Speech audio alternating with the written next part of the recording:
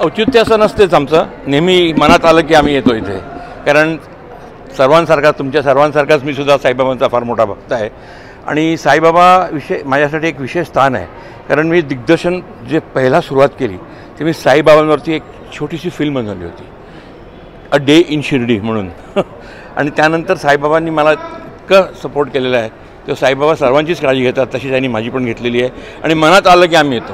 आणि माझा मित्र आहे गौतम खांडके, तो नेहमी मला जेव्हा तो सांगतो चला जायचं तेव्हा मी निघतो त्याच्याबरोबर आणि आमचे साई इथे आहेत, साई ते आम्हाला खूप हेल्प करतात.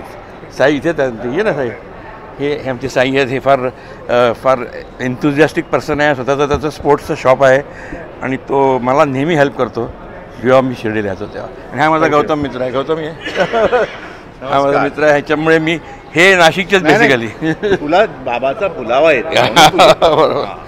Thank you very much. हो, आता कालच आम्ही त्याची अनाऊन्समेंट केली. झपाटलेला, त्याला मी झपाटलेला 3 असं नाही म्हणत आहे, झपाटलेला मी तात्या विंचू आणि त्याचं शूटिंग आता लवकरच सुरू होईल. त्याच्या आधी थोडं खूप काम आहे, CGमध्ये काम आहे, थोडंसं आम्हाला ऑस्ट्रेलियाला जाऊन त्याचं काही CG वर्क करायचं आहे, तेव्हा सगळ्या गोष्टी मी याच्या मागे लागलेलो आहे. बघूया प्रेक्षकांना.